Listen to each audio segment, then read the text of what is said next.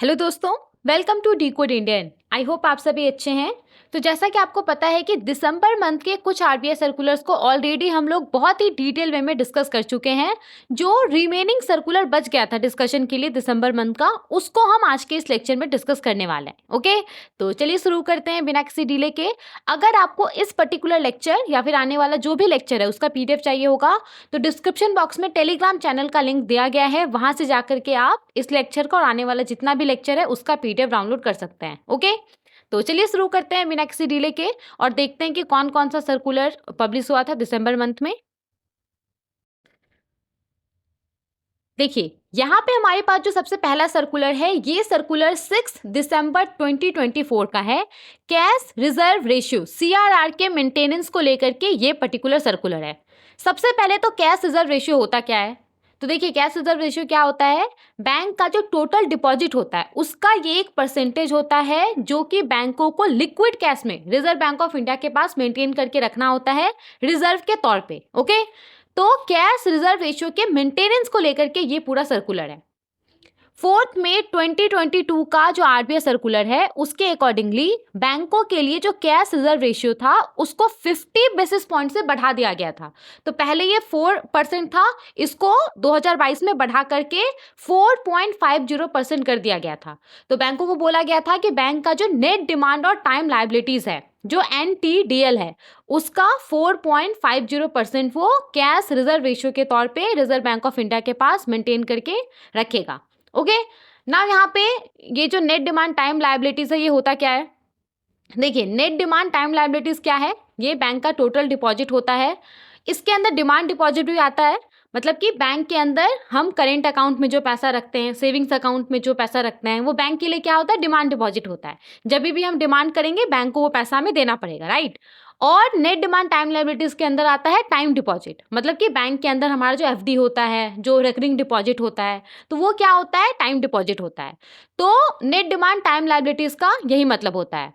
तो बैंकों को क्या बोला गया था? बैंकों को बोला गया था कि नेट डिमांड टाइम लायबिलिटीज का वो 4.50% कैश रिजर्व रेशियो के तौर पे मेंटेन करके रखे। और ये जो नियम था ये 21 मई 2022 से इफेक्टिव हो गया था। 21 मई 2022 से जो रिपोर्टिंग फोर्टनाइट शुरू हो रहा था, जो 2 सप्ताह का रिपोर्टिंग पीरियड शुरू हो रहा था, तो तभी से ये जो नियम था वो लागू हो गया था। ओके, नाउ देखिए, यहाँ पे 6 दिसंबर 2024 को इशूड जो statement on developmental and regulatory policies है, उसमें जैसा अनाउंस किया गया था उसके हिसाब से बैंकों के लिए जो कैश रिजर्व रेशियो था, जो अभी तक कितना था? 4.50% था, इसको अभी घटा करके इसको 50 बेसिस पॉइंट से घटा दिया गया, मतलब कि रिड्यूस कर दिया गया है। और अब जो बैंकों के लिए कैश रिजर्व रेशियो है वो कितना है? 4% है। तो बैंकों को बोला गया है कि उसका जो नेट डिमांड टाइम लायबिलिटीज है उसका वो 4% कैश, लिक्विड कैश के फॉर्म में रिजर्व बैंक ऑफ इंडिया के पास मेंटेन रखेगा रिजर्व के तौर पे। ना देखिए, यहाँ पे अभी जो कैश रिजर्व रेशियो को 50 बेसिस पॉइंट से रिड्यूस किया गया है, तो एक बार में ही इसको रिड्यूस नहीं कर दिया गया है 50 बेसिस पॉइंट से। यहाँ पे 2 इक्वल ट्रांचेस के अंदर इसको रिड्यूस किया गया है। तो एक बार 25 बेसिस पॉइंट इसको कम किया गया है और दूसरी बार इसको 25 बेसिस पॉइंट कम किया गया है। ओके, तो इसी के अकॉर्डिंगली बैंकों को क्या बोला गया है कि 14 दिसंबर 2024 से जो रिपोर्टिंग फोर्टनाइट शुरू हो रहा है, मतलब 14 दिसंबर 2024 से यहाँ पे बैंकों को क्या बोला गया है कि वो अपना नेट डिमांड टाइम लायबिलिटीज का 4.25% कैश रिजर्व रेशियो के तौर पे मेंटेन करेगा। और 28 दिसंबर 2024 से बैंकों को बोला गया है कि वो अपना जो नेट डिमांड टाइम लायबिलिटीज है उसका 4% कैश रिजर्व रेशियो के तौर पे मेंटेन करेगा। ओके, तो यहाँ पे आपको क्या याद रखना है कि 2 ट्रांचेस में ये जो 50 बेसिस पॉइंट को कम किया गया है। पहले कैश रिजर्व रेशियो कितना था? 4.50 था, राइट। अब यहाँ पे इसको कम करके कितना कर दिया गया है? 4% कर दिया गया है। तो यहाँ पे जो 50 बेसिस पॉइंट से कैश रिजर्व रेशियो को कम किया गया है, ये 2 इक्वल ट्रांचेस में किया गया है। ओके, एक बार 25 बेसिस पॉइंट कम किया गया है और दूसरी बार इक्वल 25 बेसिस पॉइंट कम किया गया है। ओके, नाउ सेम चीज को नोटिफिकेशन में भी दिया गया है। तो सबसे पहले तो यहाँ पे जो ये फैसला लिया गया वो reserve bank of India act 1934 के सेक्शन 42 के सबसेक्शन 1 और बैंकिंग रेगुलेशन एक्ट 1949 के सेक्शन 18 के सबसेक्शन 1 के तहत और सेक्शन 56 के तहत जो पावर मिला हुआ है रिजर्व बैंक को, उसका इस्तेमाल करते हुए और मई 2022 का जो रिजर्व बैंक ऑफ इंडिया का सर्कुलर था, जो नोटिफिकेशन था, उसमें यहाँ पे मॉडिफिकेशन करते हुए, उसमें चेंजेस करते हुए रिजर्व बैंक ऑफ इंडिया ने यहाँ पे क्या नोटिफाई किया है? रिजर्व बैंक ऑफ इंडिया ने यहाँ पे बोला है कि 14 दिसंबर 2024 से बैंकों को बैंक का जो नेट डिमांड टाइम लायबिलिटीज है उसका 4.25% cash reserve, average cash reserve ratio के तौर पे मेंटेन करके रखना होगा सभी बैंकों को। और 28 दिसंबर 2024 से बैंकों का जो नेट डिमांड टाइम लायबिलिटीज है उसका 4% बैंकों को एवरेज कैश रिजर्व रेशियो के तौर पे मेंटेन करके रखना होगा। ओके, तो यहाँ पे 14 दिसंबर भी बीत गया है, 28 दिसंबर भी बीत गया है, तो अभी करंट जो बैंकों के लिए कैश रिजर्व रेशियो है वो कितना है? 4%। ओके, याद रहेगा, पहले ये 4.50% था, 50 बेसिस पॉइंट्स उसको कम कर दिया गया है और अब ये 4% है बैंकों के नेट डिमांड टाइम लायबिलिटीज का 4%। ओके, एप्लीकेबिलिटी का बात करें तो जितना भी बैंक्स है उन सबके ऊपर ये जो सर्कुलर है वो एप्लीकेबल होगा। तो आई होप आपको ये वाला सर्कुलर समझ में आ गया होगा, सिंपल सा सर्कुलर था। चलिए आगे बढ़ते हैं और दूसरे सर्कुलर को देखते हैं। देखिए यहाँ पे हमारे पास जो सर्कुलर है ये सर्कुलर भी 6 दिसंबर 2024 का है। एग्रीकल्चर सेक्टर के अंदर जो क्रेडिट फ्लो है उसको इंक्रीज करने के लिए कोलेट्रल फ्री एग्रीकल्चर लोन्स का जो लिमिट है उसको यहाँ पे बढ़ा दिया गया है। तो 7 फरवरी 2019 के आरबीआई सर्कुलर के अकॉर्डिंगली जो कोलेट्रल फ्री एग्रीकल्चर लोन्स का लिमिट था उसको 1 लाख रुपए से बढ़ा करके 1.6 लाख रुपीस कर दिया गया था। मतलब कि 2019 में सरकार ने कोलेट्रल फ्री एग्रीकल्चर लोन्स का लिमिट जो पहले 1 लाख था उसको बढ़ा करके 1.6 लाख रुपीस कर दिया था। मतलब कि जो फार्मर्स हैं वो मैक्सिमम 1.6 लाख रुपीस लोन ले सकते हैं और बदले में उनको किसी भी प्रकार का कोलेटरल नहीं देना पड़ता। ओके, इससे ज़्यादा अगर वो लोन लेते हैं तो उसके बदले में उनको कोलेटरल देना पड़ता था। ओके, नाउ यहाँ पे जो ओवरऑल इन्फ्लेशन है, जो पूरा महंगाई है उसको ध्यान में रखते हुए और जो एग्रीकल्चरल इनपुट कॉस्ट है उसमें जो इंक्रीज हुआ है, देखिए किसानों को खेती करने के लिए अलग अलग चीज़ें खरीदना पड़ता है, सीड्स हो गया, फर्टिलाइजर हो गया, अलग अलग तरह का मशीन हो गया, इक्विपमेंट हो गया, तो इन सब के कॉस्ट में भी तो साल दर साल इंक्रीज हो रहा है, राइट। तो यहाँ पे जो ओवरऑल इन्फ्लेशन है उसको देखते हुए जो पूरा एग्रीकल्चरल इनपुट कॉस्ट है जिसमें इंक्रीज हो रहा है उसको देखते हुए यहाँ पे सरकार ने जो कोलेट्रल फ्री एग्रीकल्चर लोन्स का लिमिट है उसको 1.6 लाख रुपीस से इंक्लूडिंग जो अलाइड एक्टिविटीज के लिए लोन होता है जैसे कि एनिमल हस्बेंड्री के लिए, बी कीपिंग के लिए, तो यहाँ पे सरकार ने कोलेट्रल फ्री एग्रीकल्चर लोन्स के लिए इंक्लूडिंग जो अलाइड एक्टिविटीज के लिए लोन्स होता है उसके लिए जो लिमिट है उसको 1.6 लाख रुपीस से बढ़ा करके 2 लाख रुपीस पर बरोबर कर दिया है। मतलब कि अब 2 लाख रुपए तक का कोलेट्रल फ्री एग्रीकल्चर लोन्स लिया जा सकता है, इंक्लूडिंग जो अलाइड एक्टिविटीज के लिए लोन होता है वो लिया जा सकता है। ओके, पहले ये लिमिट कितना था? 1.6 लाख रुपीस था, अभी इसको बढ़ा करके 2 लाख रुपीस पर बरोबर कर दिया गया है। तो इसी के अकॉर्डिंगली यहाँ पे बैंकों को बोला गया है कि 2 लाख रुपए तक का जो एग्रीकल्चर लोन्स होगा या ऐसा लोन्स होगा जो कि अलाइड एक्टिविटीज़ के लिए लिया जाएगा, तो उसके लिए बैंक किसी भी प्रकार का कोलेट्रल सिक्योरिटी या फिर मार्जिन रिक्वायरमेंट नहीं रखेगा। ओके, समझ में आ गया? तो सिंपली यहाँ पे कोलेट्रल फ्री एग्रीकल्चर लोन्स के लिमिट को 1.6 लाख रुपीस से बढ़ा करके 2 लाख रुपीस कर दिया गया है। ओके, और याद रखिएगा कि 2019 में भी इस लिमिट को बढ़ाया गया था। फरवरी 2019 से पहले ये लिमिट 1 लाख रुपीस था, इसको फरवरी 2019 में बढ़ा करके 1.6 लाख रुपीस कर दिया गया था और अभी यहाँ पे इन्फ्लेशन वगैरह को देखते हुए इस लिमिट को 2 लाख रुपीस तक कर दिया गया है। Okay, collateral free agriculture loans के लिमिट को 1.6 लाख रुपीस से बढ़ा करके 2 लाख रुपीस पर बरोबर कर दिया गया है, इंक्लूडिंग अलाइड एक्टिविटीज के लिए जो लोन लिया जाता है उसके लिए। ओके, समझ में आ गया? तो यहाँ पे देखिए जो भी बैंक्स है, बैंक को बोला गया है कि जो ये रिवाइज इंस्ट्रक्शंस है उसको जितना जल्दी हो सके उतना जल्दी वो लागू कर दे, लेकिन 1 जनवरी 2025 तक यहाँ पे बैंकों को बोला गया है कि वो किसी भी हालत में जो रिवाइज इंस्ट्रक्शंस है उसको लागू कर दे। ओके, इससे ज़्यादा लेट नहीं होना चाहिए, ये बोला गया है बैंकों को। ओके, और इसके अलावा यहाँ पे बैंकों को बोला गया है कि ये जो फैसला लिया गया है, ये जो कोलेटरल फ्री एग्रीकल्चर लोन्स के लिमिट को 1.6 लाख रुपीज़ से बढ़ा करके 2 लाख रुपीज़ कर दिया गया है, तो इसको लेकर के उनको बोला गया कि वो ज़्यादा से ज़्यादा इसका पब्लिसिटी करे, ज़्यादा से ज़्यादा लोगों को बताए, ताकि फार्मर्स को पता चले और फार्मर्स इसका जो बेनिफिट है वो अवेल कर सके। ओके, तो यही था पूरा सर्कुलर, काफ़ी आसान सा सर्कुलर था। चलिए आगे बढ़ते हैं और दूसरे सर्कुलर को देखते हैं। यहाँ पे हमारे पास जो सर्कुलर है, ये सर्कुलर 27 दिसंबर 2024 का है। और देखिए इस सर्कुलर के माध्यम से क्या फैसला लिया गया है, तो अब आप प्रीपेड पेमेंट इंस्ट्रूमेंट्स जैसे कि डिजिटल वॉलेट हो गया, उसमें जो आपका पैसा रहता है उससे आप यूपीआई पेमेंट कर सकते हैं थर्ड पार्टी एप्लीकेशन के थ्रू। मतलब अभी भी आप प्रीपेड पेमेंट इंस्ट्रूमेंट में जो पैसा रहता था उससे आप यूपीआई पेमेंट कर सकते थे, लेकिन थर्ड पार्टी एप्लीकेशन के थ्रू आप ऐसा नहीं कर सकते थे। तो अब यहाँ पे क्या फैसला लिया गया है, अब आप प्रीपेड पेमेंट इंस्ट्रूमेंट्स जैसे कि डिजिटल वॉलेट हो गया, उसमें जो पैसा है उससे आप यूपीआई पेमेंट कर सकते हैं थर्ड पार्टी एप्लीकेशन के थ्रू। आई नो बहुत सारे लोगों को समझ में नहीं आया होगा, डोंट वरी, हम इसको अच्छे से समझते हैं। देखिए सबसे पहले तो यहाँ पे जो प्रीपेड पेमेंट इंस्ट्रूमेंट्स है उसका क्या मतलब होता है, पीपीआईस, इसका क्या मतलब है।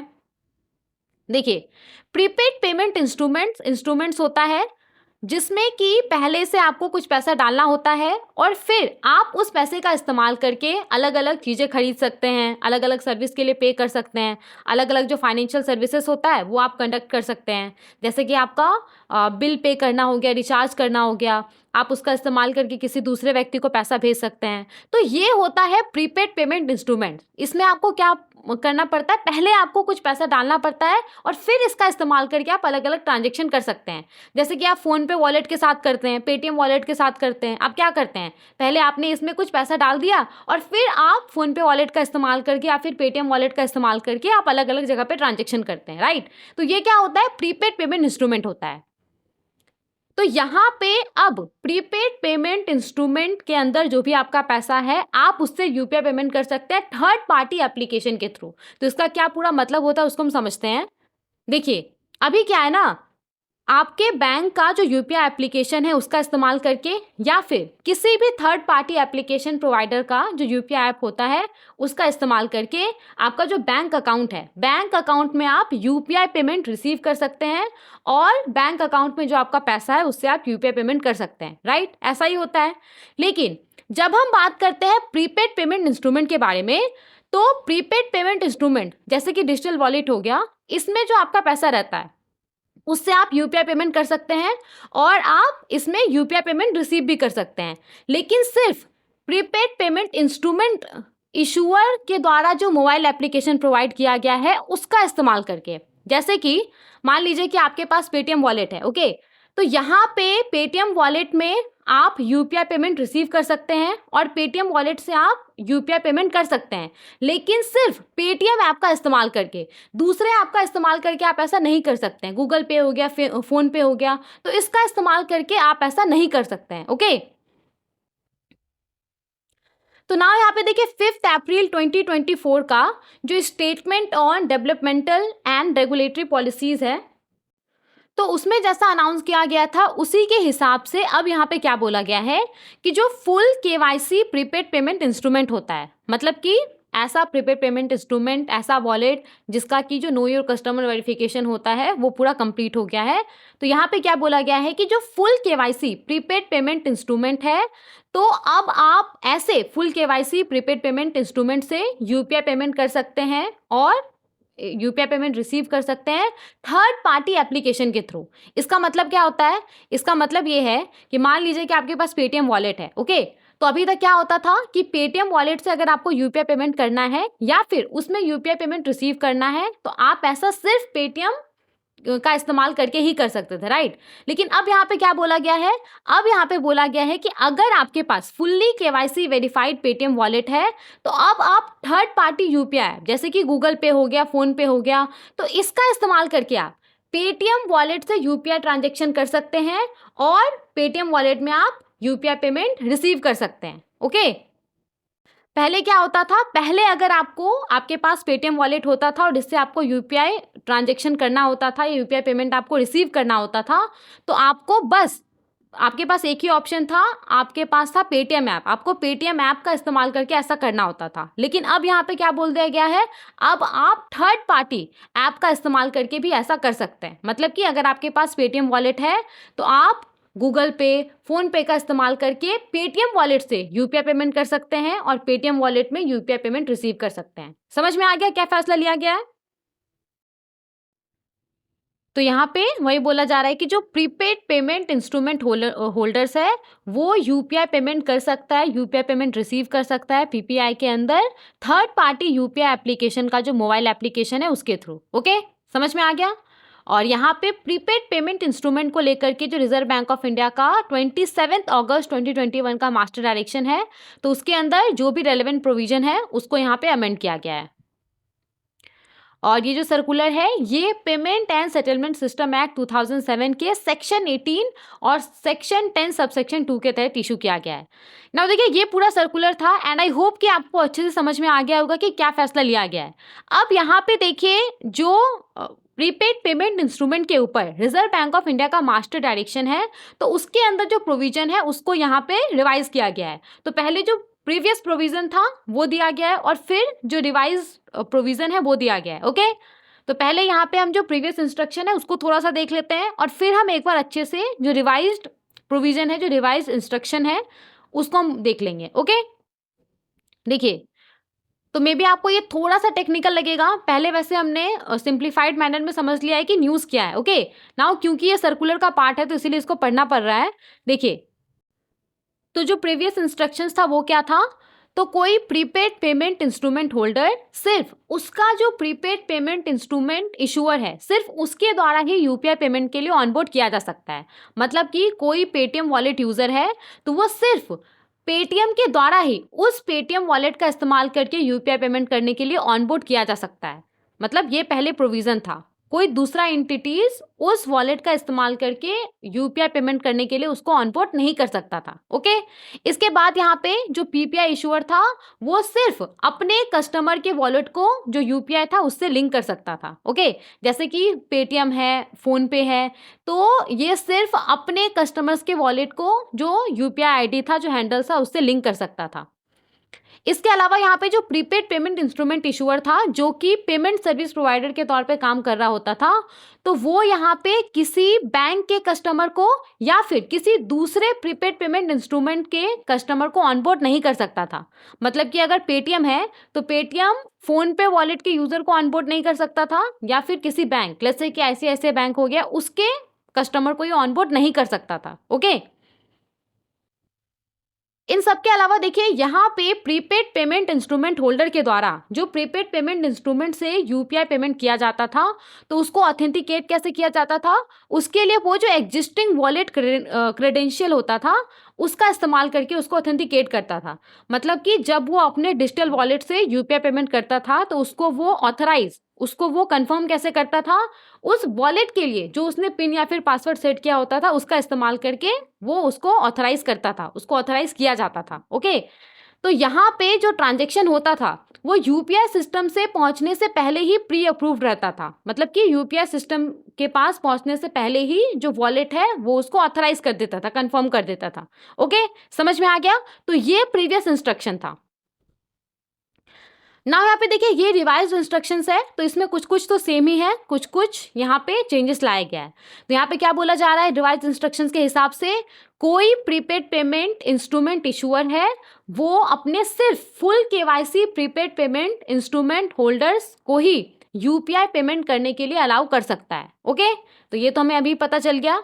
तो वो जो प्रीपेड पेमेंट इंस्ट्रूमेंट इशूअर है वो अपने कस्टमर का जो प्रीपेड पेमेंट इंस्ट्रूमेंट है उसको अपने यूपीआई हैंडल से लिंक कर सकता है। ठीक है, इसके अलावा यहाँ पे जो प्रीपेड पेमेंट इंस्ट्रूमेंट से यूपीआई ट्रांजैक्शन किया जाएगा इशूअर के एप्लीकेशन पे, मतलब कि जैसे आपके पास पेटीएम वॉलेट है और आप पेटीएम के थ्रू उस पेटीएम वॉलेट से यूपीआई पेमेंट कर रहे हैं, तो यहाँ पे उसको ऑथेंटिकेट कैसे किया जाएगा, जो कस्टमर का एग्जिस्टिंग पीपीआई क्रेडेंशियल होगा, मतलब कि कस्टमर जो भी वॉलेट के लिए पिन या फिर पासवर्ड रखा होगा उसके थ्रू ही जो ट्रांजेक्शन होगा उसको ऑथेंटिकेट किया जाएगा, कंफर्म किया जाएगा। ठीक है, तो इस तरह का जो ट्रांजेक्शन होगा वो प्री अप्रूव्ड होगा यूपीआई सिस्टम से पहुंचने से पहले। और अगर कोई पीपीआई इशूअर है, प्रीपेड पेमेंट इंस्ट्रूमेंट इशूअर है, वो पेमेंट सर्विस प्रोवाइडर के तौर पे काम कर रहा है, तो वो किसी दूसरे बैंक के कस्टमर को या फिर किसी दूसरे पीपीआई इशूअर के कस्टमर को वो ऑनबोर्ड नहीं कर सकता है। ओके, तो ये सब तो जैसा प्रीवियस इंस्ट्रक्शन था वैसा ही है, इसमें किसी भी प्रकार का चेंजेस नहीं लाया गया है। अब देखिए यहाँ पे कुछ कुछ सेंटेंसेस को ऐड कर दिया गया है रिवाइज इंस्ट्रक्शन में। तो अब क्या बोला गया है कि कोई प्रीपेड पेमेंट इंस्ट्रूमेंट इशूअर है, वो इसका जो full KYC prepaid payment instrument है उसको ये third party UPI mobile application के ऊपर अवेलेबल कर देगा।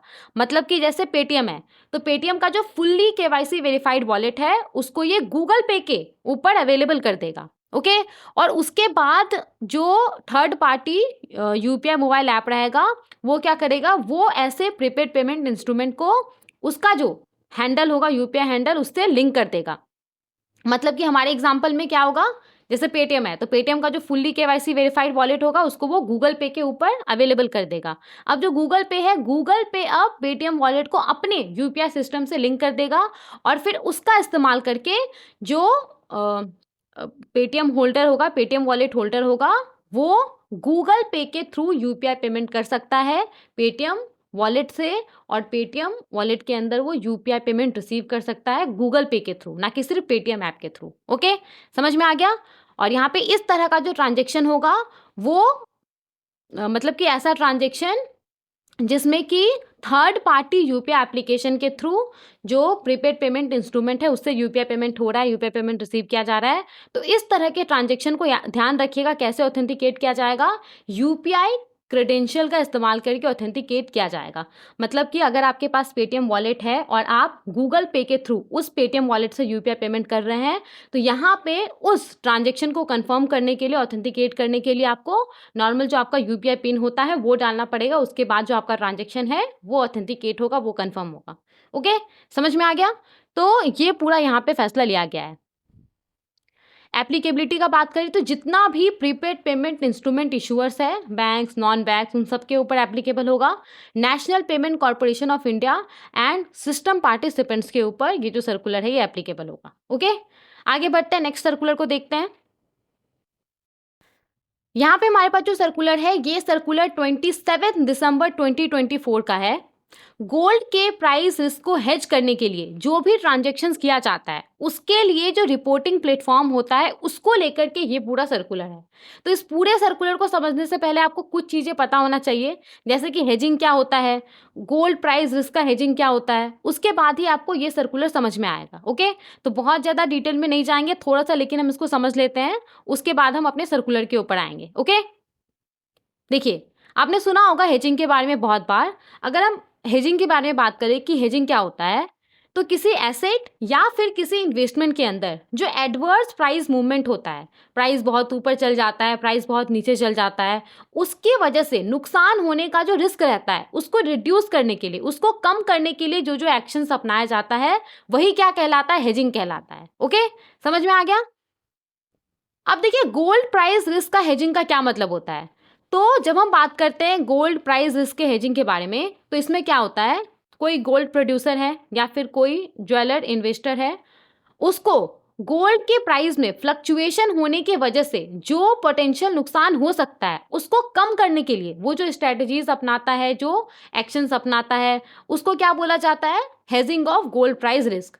तो यहाँ पे ये जो गोल्ड प्रोड्यूसर है, जो ज्वेलर है, ज्वेलर इन्वेस्टर है, वो लोग क्या करता है, वो लोग अलग अलग देखिए फाइनेंशियल इंस्ट्रूमेंट्स अवेलेबल है, उसका इस्तेमाल करके वो लोग गोल्ड के प्राइस में जो फ्लक्चुएशन आता है उसकी वजह से जो नुकसान हो सकता है उससे अपने आप को प्रोटेक्ट करता है। ओके, तो अब यहाँ पे क्या क्या फाइनेंशियल इंस्ट्रूमेंट अवेलेबल है, जैसे कि गोल्ड फ्यूचर्स हो गया, गोल्ड ऑप्शंस हो गया, गोल्ड फॉरवर्ड कॉन्ट्रैक्ट हो गया। तो इन सब का इस्तेमाल करके गोल्ड के प्राइस में जो मूवमेंट होता है, जो एडवर्स प्राइस मूवमेंट होता है गोल्ड में, उससे जो रिस्क होता है उसको कम किया जा सकता है कि गोल्ड प्रोड्यूसर, ये ज्वेलर इन्वेस्टर्स के द्वारा। ओके, ना यहाँ पे ये जो तीनों अलग अलग फाइनेंशियल इंस्ट्रूमेंट है उसको थोड़ा थोड़ा सा हम देख लेते हैं।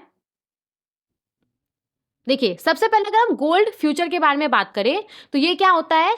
ये एक ऐसा कॉन्ट्रैक्ट होता है जिसमें ये तय होता है कि एक प्री डिटरमाइंड प्राइस पे, एक फ्यूचर डेट पे स्पेसिफाइड अमाउंट ऑफ गोल्ड को बाय या फिर सेल किया जाएगा। जैसे कि मान लीजिए ना, एक गोल्ड प्रोड्यूसर है, वो गोल्ड को माइन करता है और वो आने वाले दिनों में बहुत सारे गोल्ड को, मतलब ज़्यादा क्वांटिटी में गोल्ड को वो माइन करने वाला है। अब इसको ऐसा लग रहा है कि आने वाले समय में जो गोल्ड का प्राइस है वो नीचे चले जाएगा। अगर आने वाले समय में गोल्ड का प्राइस नीचे चले जाएगा तो इसको तो नुकसान होगा, क्योंकि इसने तो बहुत सारा गोल्ड माइन करके रखा होगा और ये मार्केट में सेल करेगा तो उसको कम पैसा मिलेगा। तो यहाँ पे ये जो गोल्ड प्रोड्यूसर है ना, वो क्या करेगा, इस तरीके का जो ये गोल्ड फ्यूचर कॉन्ट्रैक्ट होता है ना, उसको ये सेल करने के बारे में सोचेगा। ओके, अब दूसरी तरफ मान लीजिए एक ज्वेलर है और ज्वेलर को बहुत सारा ज्वेलरी मैन्युफैक्चर करना है, लेकिन इसको लग रहा है ना कि आने वाले समय में जो गोल्ड का प्राइस है वो बहुत ज़्यादा बढ़ जाएगा। तो इसके पास दो ऑप्शन है। पहला ऑप्शन तो ये है कि ये अभी ही गोल्ड को खरीद के रख ले जब दाम मतलब ठीक ठाक है, और फिर बाद में जब मार्केट में दाम ज़्यादा भी रहेगा तो इसको फ़र्क नहीं पड़ेगा। लेकिन अभी जो गोल्ड है उसको खरीदने के लिए इसके पास पैसा होना चाहिए, वो पैसा इसके पास नहीं है, तो पहला ऑप्शन का तो ये इस्तेमाल नहीं कर सकता है। दूसरा ऑप्शन इसके पास ये है कि ये इस तरीके का एक जो गोल्ड फ्यूचर कॉन्ट्रैक्ट होता है उसको ये बाय कर सकता है। तो यहाँ पे जो ये ज्वेलर है, ज्वेलर क्या करेगा, ये जो ज्वेलर है ये गोल्ड प्रोड्यूसर से जो गोल्ड फ्यूचर कॉन्ट्रैक्ट है उसको बाय कर लेगा। ओके, अब देखिए ये जो कॉन्ट्रैक्ट है इसमें होगा क्या, अगर गोल्ड का जो मार्केट प्राइस है वो जो एग्रीड प्राइस है, इन दोनों के बीच में कॉन्ट्रैक्ट हुआ है गोल्ड प्रोड्यूसर के बीच में और ये जो ज्वेलर है उसके बीच में कि अ, एक प्री डिटरमाइंड प्राइस पे, एक फ्यूचर डेट पे स्पेसिफाइड अमाउंट ऑफ गोल्ड को बाय या फिर सेल किया जाएगा, इस तरीके का कॉन्ट्रैक्ट हुआ है, राइट। अब मान लीजिए ना कि जो एग्रीड प्राइस है, जिस प्राइस पे गोल्ड को बाय या फिर सेल करने का दोनों के बीच में एग्रीमेंट हुआ है, तो जो एग्रीड प्राइस है ना उससे ज़्यादा गोल्ड का जो प्राइस है वो मार्केट में हो जाता है। तो यहाँ पे क्या होगा ना, यहाँ पे जो ज्वेलर है, ज्वेलर को यहाँ पे बेनिफिट मिलेगा, राइट, क्योंकि मार्केट रेट से कम रेट पे उसको जो गोल्ड है वो मिल जाएगा। अब अगर जो एग्रीड प्राइस है, एग्रीड प्राइस से जो मार्केट में गोल्ड का प्राइस है वो कम हो जाता है, तो ऐसे सिचुएशन में जो गोल्ड प्रोड्यूसर है उसको बेनिफिट होगा, क्योंकि मार्केट में जो गोल्ड का प्राइस है उससे ज़्यादा रेट पे ये जो गोल्ड है वो सेल करेगा ज्वेलर को। ओके, तो कुछ इस तरीके से ये जो पूरा गोल्ड फ्यूचर कॉन्ट्रैक्ट है वो काम करता है। अब देखिए यहाँ पे जो दूसरा फाइनेंशियल इंस्ट्रूमेंट है जिसका इस्तेमाल करके जो गोल्ड प्राइस रिस्क का हेजिंग है वो किया जाता है, वो क्या है, ऑप्शंस है। तो इसमें क्या होता है, देखिए जो गोल्ड ऑप्शंस होता है ये ऐसा फाइनेंशियल इंस्ट्रूमेंट होता है, इसको जो खरीदता है, जो इसका बायर होता है, उसके पास राइट आ जाता है, ऑब्लिगेशन नहीं आता है, उसके पास राइट आ जाता है कि वो एक प्री डिटरमाइंड प्राइस पे एक स्पेसिफाइड पीरियड के दौरान गोल्ड को बाय या फिर सेल कर सकता है। तो देखिए जब भी हम ऑप्शंस का बात करते हैं तो दो तरह का ऑप्शन होता है, एक तो होता है कॉल ऑप्शन और एक होता है पुट ऑप्शन। तो अगर आप कॉल ऑप्शन खरीदते हैं तो आपके पास राइट टू बाय आ जाता है, और अगर आप पुट ऑप्शन खरीदते हैं तो आपके पास राइट टू सेल आ जाता है। तो यहाँ पे जो ऑप्शंस होता है ना, इसमें आपके पास राइट होता है, ऑब्लिगेशन नहीं होता है। मतलब अगर जो चीज़ें हैं वो आपके हिसाब से है तभी आप उसको बाय या फिर सेल कीजिए, अगर चीज़ें आपके हिसाब से नहीं है तो आप उसको, जो भी आपने ऑप्शंस को खरीदा है उसको आप एक्सरसाइज नहीं कर सकते हैं, ऐसा आपके ऊपर ऑब्लिगेशन नहीं रहता है। जैसे कि एक एग्जांपल से अगर मैं आपको समझाऊं, मान लीजिए कि एक ज्वेलर है और उसको ऐसा लग रहा है कि जो गोल्ड का प्राइस है वो आने वाले दिनों में बढ़ने वाला है, तो वो क्या करता है, वो इस तरीके का एक कॉल ऑप्शन है उसको वो बाय कर लेता है, और इसके तहत ये तय होता है कि उसको 50,000 रुपीज पर ग्राम करके जो गोल्ड है वो मिलेगा, वो खरीद सकता है। ओके, ये तय होता है ना। देखिए जो गोल्ड का प्राइस है ना, अगर वो मार्केट में 55,000 रुपये पर 10 ग्राम हो जाता है, तो यहाँ पे जो ज्वेलर है, ज्वेलर ने जो कॉल ऑप्शन को बाय किया था, यहाँ पे अगर उसको वो एक्सरसाइज करेगा तो इसको 5,000 रुपीज का बेनिफिट होगा, राइट। लेकिन अगर जो गोल्ड का प्राइस है वो मार्केट में नीचे चले जाता है, 48,000 रुपीज चल जाता है, तो यहाँ पे ये जो ज्वेलर है ये ऑप्शन को एक्सरसाइज क्यों करेगा, क्योंकि ऑप्शंस के तहत तो इसके पास राइट है कि ये 50,000 रुपीज पर 10 ग्राम के हिसाब से जो गोल्ड है उसको परचेस कर सकता है। तो यहाँ पे ऑप्शन को एक्सरसाइज क्यों करेगा जब मार्केट में से कम रेट पे जो गोल्ड है वो अवेलेबल है, राइट। तो यही यहाँ पे आपको मैं समझाने की कोशिश कर रही हूँ कि जो ऑप्शंस होता है, ऑप्शंस एक ऐसा फाइनेंशियल इंस्ट्रूमेंट होता है जिसमें कि जो बायर रहता है, इसको जो बाय करता है उसके पास राइट आ जाता, ऑब्लिगेशन नहीं रहता है उसके ऊपर, राइट आ जाता है कि वो एक प्री डिटरमाइंड प्राइस पे एक स्पेसिफाइड पीरियड के दौरान गोल्ड को बाय या फिर सेल कर सकता है। ओके, तो अगर चीज़ें उसके फेवर में है तो वो जो उसने ये खरीदा है फाइनेंशियल इंस्ट्रूमेंट उसको वो एक्सरसाइज कर सकता है। अगर चीज़ें उसके फेवर में नहीं है तो यहाँ पे उसके ऊपर ऑब्लिगेशन नहीं है कि उसको खरीदना ही खरीदना है या फिर उसको सेल करना ही करना है। ओके, वो इसको यहाँ पे इग्नोर भी कर सकता है, जो ऑप्शंस उसने खरीदा उसको वो एक्सरसाइज नहीं भी कर सकता है। ठीक है, समझ में आ गया? तो ये होता है गोल्ड ऑप्शन। इसके बाद देखिए तीसरा क्या था, गोल्ड फॉरवर्ड कॉन्ट्रैक्ट। तो ये क्या होता है, तो ये कस्टमाइज्ड एग्रीमेंट होता है। देखिए ये ना फ्यूचर कॉन्ट्रैक्ट के जैसा ही होता है। फ्यूचर कॉन्ट्रैक्ट में हमने क्या बात किया था कि फ्यूचर कॉन्ट्रैक्ट ऐसा कॉन्ट्रैक्ट होता है जिसमें ये तय होता है कि स्पेसिफाइड प्राइस के ऊपर एक फ्यूचर डेट में स्पेसिफाइड अमाउंट ऑफ गोल्ड को बाय या फिर सेल किया जाएगा, राइट ना। यहाँ पे जो फॉरवर्ड कॉन्ट्रैक्ट होता है ये क्या होता है, तो ये भी सेम ऐसा ही होता है। ये बस कस्टमाइज्ड एग्रीमेंट होता है, मतलब कि दो पार्टीज का जो नीड होता है ना उसके हिसाब से यहाँ पे जो कॉन्ट्रैक्ट का टर्म है, कंडीशंस है, वो तय होता है। अदरवाइज ये सेम होता है। तो गोल्ड फॉरवर्ड कॉन्ट्रैक्ट क्या है, ये कस्टमाइज्ड एग्रीमेंट है, दो पार्टीज के बीच में होता है। तो इसमें ये तय होता है कि एक स्पेसिफाइड फ्यूचर डेट पे स्पेसिफाइड प्राइस पे जो गोल्ड है उसको बाय या फिर सेल किया जाएगा। तो जो फ्यूचर कॉन्ट्रैक्ट होता है ना वो स्टैंडर्डाइज होता है और उसका ट्रेडिंग होता है स्टॉक एक्सचेंज के ऊपर। लेकिन ये जो आपका गोल्ड फॉरवर्ड कॉन्ट्रैक्ट होता है ये प्राइवेटली नेगोशिएटेड होता है, दो पार्टीज का जो नीड होता है उसके हिसाब से इसको तैयार किया जाता है और इसका ट्रेडिंग स्टॉक एक्सचेंज के ऊपर नहीं होता है। ओके, तो ये बात आपको याद रखना है। जैसे कि मान लीजिए कि एक ज्वेलरी मैन्युफैक्चरर है भारत के अंदर और उसको ऐसा लग रहा है कि आने वाले दिनों में जो गोल्ड का प्राइस है वो बहुत ज़्यादा बढ़ जाएगा, क्योंकि वेडिंग सीजन है, फेस्टिवल्स है, तो गोल्ड का प्राइस उसको लग रहा है कि काफ़ी ज़्यादा बढ़ जाएगा। तो यहाँ पे ये डायरेक्ट एक गोल्ड सप्लायर के साथ एग्रीमेंट कर सकता है और इस एग्रीमेंट के तहत ये तय होता है कि ये आज से 3 महीने के बाद डजंट मैटर कि मार्केट में गोल्ड का प्राइस क्या है, इसको एक फिक्स्ड प्राइस पे जो गोल्ड है वो मिल जाएगा गोल्ड सप्लायर से। ओके, तो यहाँ पे ये होता है गोल्ड फॉरवर्ड कॉन्ट्रैक्ट। बस आपको इतना याद रखना है कि इसका ट्रेडिंग स्टॉक एक्सचेंज के ऊपर नहीं होता है। ओके, ये प्राइवेटली नेगोशिएटेड होता है, ये स्टैंडर्डाइज्ड और स्टॉक एक्सचेंज पे इसका ट्रेडिंग नहीं होता है, ये प्राइवेटली नेगोशिएटेड होता है।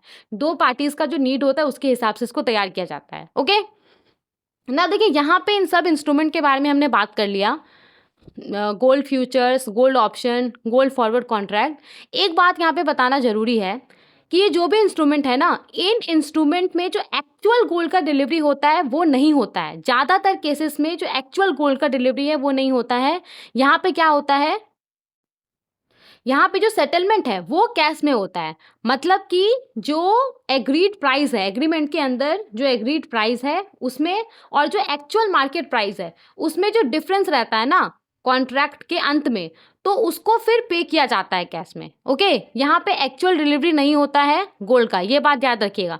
जैसे कि मान लीजिए कि एक ज्वेलर है और मान लीजिए कि उसने एक गोल्ड फ्यूचर कॉन्ट्रैक्ट खरीदा और उसके तहत ना ये तय होता है कि आज से 3 महीने के बाद वो 50,000 रुपीज़ पर 10 ग्राम के हिसाब से जो गोल्ड है उसको वो बाय कर सकता है। ओके, नाउ यहाँ पे देखिए जो मार्केट प्राइस है गोल्ड का, अगर वो आज से 3 महीने के बाद 55,000 रुपीज़ पर 10 ग्राम हो जाता है तो यहाँ पे इसको बेनिफिट मिलेगा, 5,000 रुपये इसको कैश में पे किया जाएगा। ओके, और अगर जो गोल्ड का प्राइस है वो मान लीजिए कि कम हो जाता है तो यहाँ पे इसको लॉस होगा 5,000 रुपीज़ का। तो कुछ इस तरीके से ये काम करता है। बस आपको इतना याद रखना है कि यहाँ पे जो गोल्ड का एक्चुअल डिलीवरी है वो नहीं होता है, जो सेटलमेंट है वो कैश में होता है। ठीक है, तो जो भी एग्रीड प्राइस रहता है और जो एक्चुअल मार्केट प्राइस रहता है दोनों में जो डिफरेंस होता है वो कॉन्ट्रैक्ट के अंत में कैश में पे किया जाता है। ठीक है, तो यहाँ पे ये सब फाइनेंशियल इंस्ट्रूमेंट है जिसका इस्तेमाल करके जो गोल्ड प्रोड्यूसर है, जो ज्वेलर इन्वेस्टर है, उसको गोल्ड प्राइस में जो फ्लक्चुएशन होता है उससे जो उसको नुकसान हो सकता है उसको वो कम करता है। ओके, आई होप आपको एक पूरा ओवरऑल आइडिया आ गया होगा कि ये हेजिंग क्या होता है और गोल्ड प्राइस रिस्क का हेजिंग क्या होता है। ओके ना, अब हम आते हैं अपने सर्कुलर के ऊपर। अब आपको ये सर्कुलर आसानी से समझ में आ जाएगा। तो 27 दिसंबर 2024 का सर्कुलर है ये। गोल्ड के प्राइस रिस्क को हेज करने के लिए जो भी ट्रांजेक्शन्स किया जाता है, जो ये आपका गोल्ड फ्यूचर कॉन्ट्रैक्ट हो गया, गोल्ड ऑप्शंस हो गया, गोल्ड फॉरवर्ड कॉन्ट्रैक्ट हो गया, तो इन सब ट्रांजेक्शन्स के लिए जो रिपोर्टिंग प्लेटफॉर्म है जहाँ पे इन सब ट्रांजेक्शन्स का रिपोर्टिंग किया जाता है, उसको लेकर के ये पूरा सर्कुलर है। ओके, तो सबसे पहले तो यहाँ पे जो ऑथराइज्ड डीलर कैटेगरी 1 बैंक्स है उसका ध्यान अट्रैक्ट किया गया है बहुत सारे डायरेक्शंस के ऊपर, आरबीआई इशू डायरेक्शंस के ऊपर। तो यहाँ पे आप देख सकते हैं 2002 का डायरेक्शन है, 2015 का है, 2016 का है, इसके बाद यहाँ पे 2022 का है। नाउ यहाँ पे फैसला क्या लिया गया है उसको हम समझते हैं।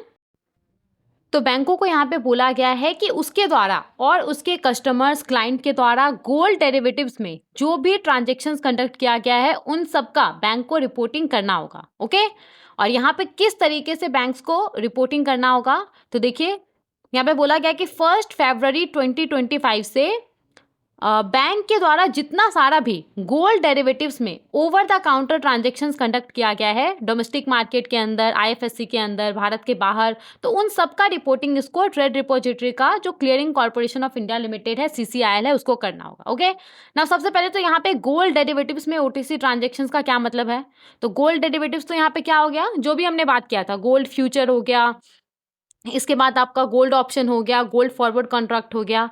और यहाँ पे ओटीसी ट्रांजैक्शन का क्या मतलब है, मतलब कि गोल्ड डेरिवेटिव्स के अंदर ऐसा ट्रांजैक्शन जिसमें कि किसी भी प्रकार का स्टॉक एक्सचेंज इन्वॉल्व नहीं है, जैसे कि आपका गोल्ड फॉरवर्ड कॉन्ट्रैक्ट हो गया। हमने क्या बात किया था कि जो गोल्ड फॉरवर्ड कॉन्ट्रैक्ट होता है वो स्टॉक एक्सचेंज के ऊपर नहीं होता है, राइट, वो प्राइवेटली नेगोशिएटेड होता है। तो यहाँ पे क्या बोला जा रहा है कि 1 फरवरी 2025 से बैंकों के द्वारा गोल्ड डेरिवेटिव्स में जो भी ओवर द काउंटर ट्रांजैक्शंस किया गया है डोमेस्टिक मार्केट के अंदर, आईएफएससी के अंदर, भारत के बाहर, तो इन सब का रिपोर्टिंग उसको सीसीआईएल का जो ट्रेड रिपोजिटरी है उसको करना पड़ेगा। ओके, समझ में आ गया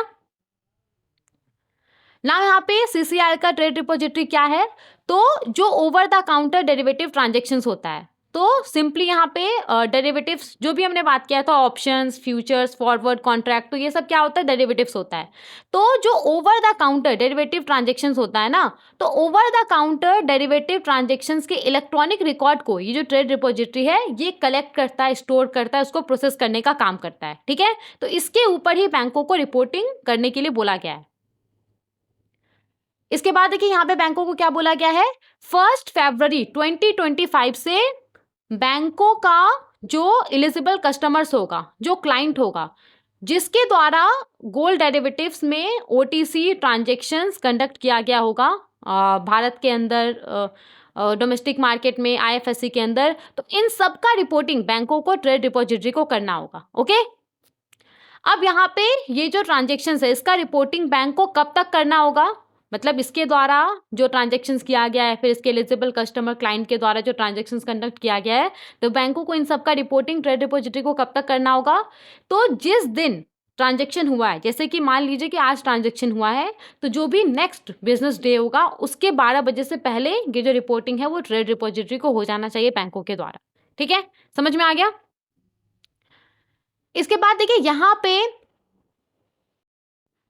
अब देखिए यहाँ पे क्या बोला जा रहा है कि बैंक्स के द्वारा प्रीवियसली रिपोर्टेड जो गोल्ड डेरिवेटिव ट्रांजैक्शंस है उसके अंदर अगर किसी प्रकार का चेंजेस होता है तो इसके बारे में भी बैंक को ट्रेड रिपोजिटरी को रिपोर्ट करना होगा।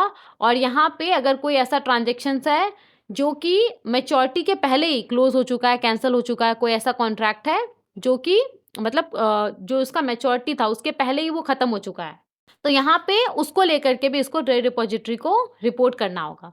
और यहाँ पे जो रिपोर्टिंग फॉर्मेट होगा वो कैसा होगा, तो रिजर्व बैंक ऑफ इंडिया के द्वारा अप्रूव्ड सीसीआईएल के द्वारा प्रोवाइड किया जाएगा रिपोर्टिंग फॉर्मेट, और उसी के अंदर बैंकों को रिपोर्टिंग करना होगा। ठीक है, समझ में आ गया। अब देखिए वन टाइम मेजर के तौर पे बैंकों को यहाँ पे कुछ कुछ करने के लिए बोला गया है। तो बैंकों को बोला गया है कि 15 अप्रैल 2024 से लेकर के जो पीरियड है, तो इस पीरियड के लिए यहाँ पे बैंकों को बोला गया है कि जो भी मैच्योर्ड और आउटस्टैंडिंग ओटीसी ट्रांजैक्शंस है गोल्ड डेरिवेटिव्स में, तो जो कि इसके द्वारा डोमेस्टिक मार्केट में किया गया, आईएफएससी के अंदर किया गया, आउटसाइड इंडिया में किया गया है, तो इन सब का रिपोर्टिंग इसको करना होगा रिजर्व बैंक को। साथ ही में वैसा ट्रांजेक्शन जो कि इसके एलिजिबल कस्टमर या क्लाइंट के द्वारा किया गया है डोमेस्टिक मार्केट में आईएफएससी के अंदर, तो इन सब का भी रिपोर्टिंग इसको ट्रेड रिपोजिटरी को करना होगा 28 फरवरी 2025 तक। तो यहाँ पे मैच्योर ट्रांजेक्शन का क्या मतलब है? ऐसा कॉन्ट्रैक्ट जो कि सेटलमेंट डेट तक पहुंच चुका है। और आउटस्टैंडिंग ट्रांजेक्शन का क्या मतलब है? ऐसा कॉन्ट्रैक्ट जो कि अभी ऑनगोइंग है, अभी चल रहा है, खत्म नहीं हुआ है। ओके, तो यहाँ पे क्या बोला गया कि 15 फरवरी 2024 से लेकर के जो पीरियड शुरू है, तो यहाँ पे उसके लिए बैंकों को यहाँ पे क्या बोला गया है कि जितना भी मैच्योर्ड और आउटस्टैंडिंग ओटीसी ट्रांजेक्शन्स हैं गोल्ड डेरिवेटिव्स में, जो कि इसके द्वारा कंडक्ट किया गया है डोमेस्टिक मार्केट में आईएफएससी के अंदर और आउटसाइड इंडिया, और वैसा ट्रांजैक्शन जो कि इसके एलिजिबल कस्टमर या क्लाइंट के द्वारा कंडक्ट किया गया है डोमेस्टिक मार्केट में आईएफएससी के और आईएफएससी के अंदर, तो इन सब का रिपोर्टिंग इसको ट्रेड रिपोजिटरी को करना होगा। कब तक करना होगा? तो 28 फरवरी 2025 तक करना होगा। ठीक है, इसके अलावा देखिए यहाँ पे बैंकों को बोला गया है कि आईएफएससी के अंदर और ओवरसीज के अंदर जो भी एक्सचेंजेस है उसके ऊपर बैंक के द्वारा गोल्ड डेरिवेटिव्स में जो भी ट्रांजैक्शंस किया गया है और इसके एलिजिबल कस्टमर या क्लाइंट के द्वारा आईएफएससी के अंदर जो एक्सचेंजेस है उसके ऊपर गोल्ड डेरिवेटिव में जो भी ट्रांजैक्शंस किया गया है, तो उन सबको लेकर के ये क्वार्टरली रिपोर्ट सबमिट करेगा रिजर्व बैंक को। और कब तक ये रिपोर्ट सबमिट करना होगा? तो जो भी सक्सीडिंग क्वार्टर होगा उसके 10 डेज के अंदर ये जो रिपोर्ट है वो सबमिट करना होगा। जैसे कि मान लीजिए अक्टूबर से दिसंबर तक का क्वार्टर है, ओके, तो यहाँ पे जो सक्सीडिंग क्वार्टर है वो क्या हो गया? जनवरी टू मार्च। तो जनवरी के 10 जनवरी के अंदर ये जो रिपोर्टिंग है वो हो जाना चाहिए। ओके, ये यहाँ पे बोला जा रहा है। और ये जो पूरा क्वार्टरली रिपोर्ट सबमिट करने का रिक्वायरमेंट है कब से लागू हो जाएगा? तो जो 31 दिसंबर 2024 को क्वार्टर खत्म हो रहा है, तो इस क्वार्टर से ही ये जो रिक्वायरमेंट है वो लागू हो जाएगा। मतलब कि 31 दिसंबर 2024 को क्वार्टर खत्म हो रहा है, तो नेक्स्ट क्वार्टर क्या? वही हो गया जनवरी टू मार्च। तो यहाँ पे 10 जनवरी तक ये जो आपका क्वार्टरली रिपोर्ट है वो बैंक को सबमिट कर देना होगा कि इसके द्वारा आईएफएससी में जो एक्सचेंजेस है, ओवरसीज के अंदर जो एक्सचेंजेस है उसके ऊपर जो भी गोल्ड डेरिवेटिव में ट्रांजैक्शंस किया गया है उसको लेकर के, इसका जो कस्टमर है, क्लाइंट है, उसके द्वारा आईएफएससी में जो एक्सचेंजेस है उसके ऊपर जो गोल्ड डेरिवेटिव में ट्रांजैक्शंस किया गया है उसको लेकर के क्वार्टरली रिपोर्ट इसको सबमिट करना होगा। ठीक है, समझ में आ गया? तो ये पूरा सर्कुलर था ना। यहाँ पे ये जो भी डायरेक्शंस को इशू किया गया है ये आरबीआई एक्ट 1934 के सेक्शन 45W, फेमा 99 के section 10 subsection 4, section 11 subsection 1, section 11 subsection 2 के तहत किया गया है। बैंकिंग रेगुलेशन एक्ट 1949 के सेक्शन 35A के तहत किया गया है। और ये जो भी डायरेक्शंस है जिसके बारे में हमने बात किया, ये किसी दूसरे लॉ के तहत अगर कोई परमिशन है, अप्रूवल है, तो इसको ये प्रिजुडिस नहीं करता है, इसको ये ओवरराइड नहीं करता है। ओके, और यहाँ पे एप्लीकेबिलिटी का बात करें तो जितना भी ऑथराइज्ड डीलर कैटेगरी 1 बैंक्स है उन सब के ऊपर ये जो सर्कुलर है ये एप्लीकेबल होगा। ओके, तो ये आज के इस लेक्चर का हमारा लास्ट सर्कुलर था जिसको हमने डिस्कस किया। आई होप जितने सारे भी सर्कुलर को हमने डिस्कस किया वो आपको समझ में आ गया होगा। ये लास्ट वाला थोड़ा सा टेक्निकल था, आई होप आपको समझ में आया होगा। अगर आपको कहीं पे भी नहीं समझ में आया है तो एक बार इसको आप बैक करके फिर से सुनिए। अगर फिर भी आपको समझ में नहीं आता है तो प्लीज़ कमेंट कीजिए, हम उसका आंसर ज़रूर देंगे। Okay, thank you so much for watching.